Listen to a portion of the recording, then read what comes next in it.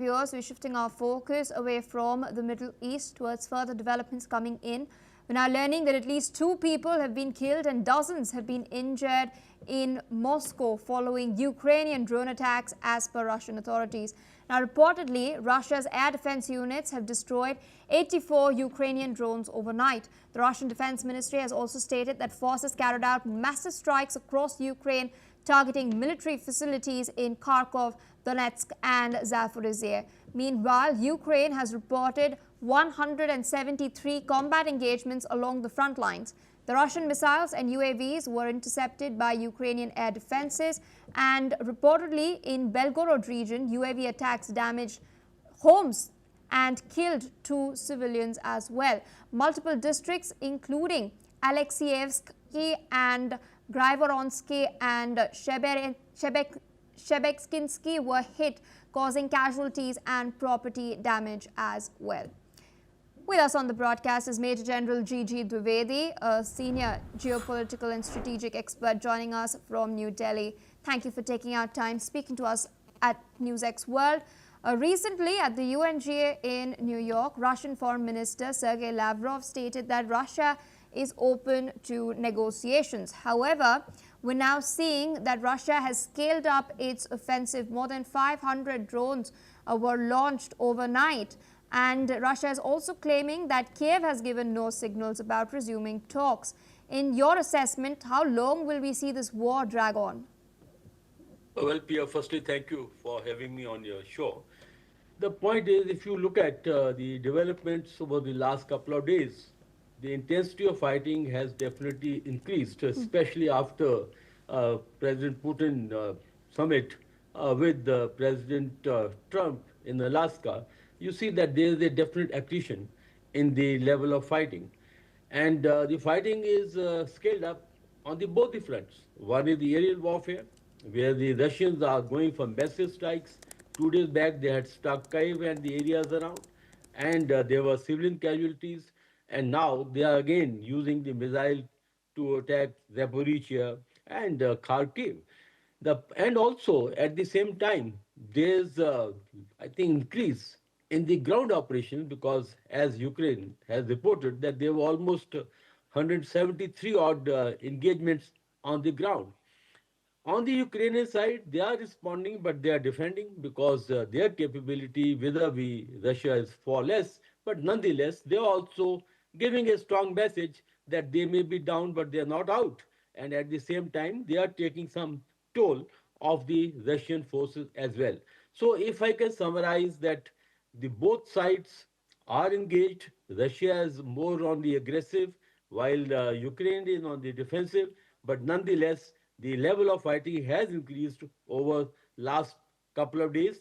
And coming to the statement of Russian Foreign Minister, Mr. Lavrov, well, I think Russia is not walking the talk. At one side, Russia says that they are prepared for negotiation. On the other side, on the ground, their aggressiveness has only increased. So therefore, I don't think President Putin or Russia are in any mood to end up the hostilities soon. So Ukraine has no choice but to respond.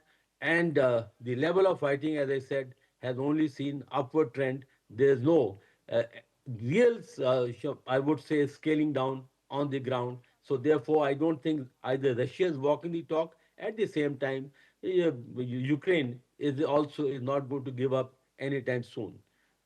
Pia. Follow up to that, Zelensky is seeking American Tomahawk missiles to gain an edge on the ground. We do know that the Ukrainians are already using the Patriot missile system as well. In this context, will the Trump administration now consider this proposal as well? Well, initially President Trump was not in favor of giving any more further aid to Ukraine. In February meeting with President Zelensky, in fact, President Trump has said very categorically that you better come to the negotiation table because you will not be able to win the war. But that stance changed this month when President Trump met President Zelensky. He assured that America and Europe will give all the support possible for Ukraine to carry on this war and even assured that Ukraine has the chances of regaining back the territory it has lost. So I think that there's with the change of mindset, while the Patriot missiles are very effective in taking on the aerial strikes by Russia, a Tomahawk missile which actually give a greater boost to the air defense of Ukraine because today Ukraine has no air force worth the while. So all they are depending upon largely on drones and on the missile which they are using very selectively because they don't have these missiles in big numbers. So I think that if President Trump, going by his statement, would agree to give Tomahawk missiles to Ukraine, this will definitely revamp Ukrainian air defense and they will be able to face the Russian airstrike for better. But one has to see whether this is actually practically implemented on the ground. But nonetheless, all I can say is, in given current situation, Ukraine requires strong air defense systems to take on the Russian aerial strikes, and also on the ground, as the fighting has scaled up, they would need a lot of weapon systems like rocket launchers, artillery pieces, to ensure that they are able to defend the current front line and do not yield any more ground. So all I can say is that Ukraine requires the air defense system, and in all fairness, they must get it.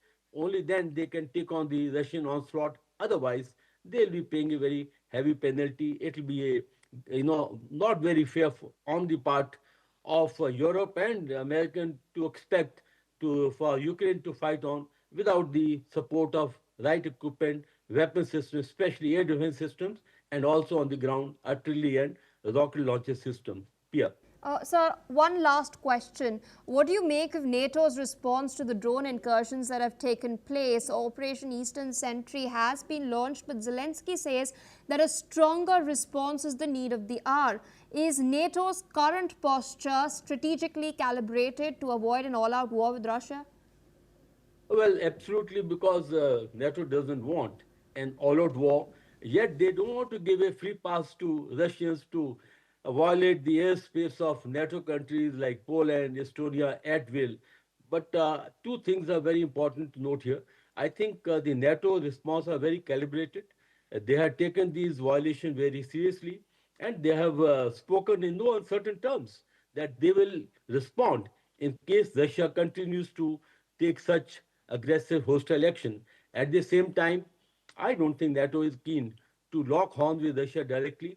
At this while, they are very, I think, concerned about the latest escalation by Russia, but they would not like to escalate to such an extent that this becomes a direct confrontation between Russia and NATO forces. So I think they had taken a calibrated action, and they also given a strong message to Russia that should such violation or hostile act continue, NATO will respond, and they are already rejigging their plans, and also they are assured the countries which are directly facing Russia that their support is assured by way of relocating the resources, especially in terms of the air power.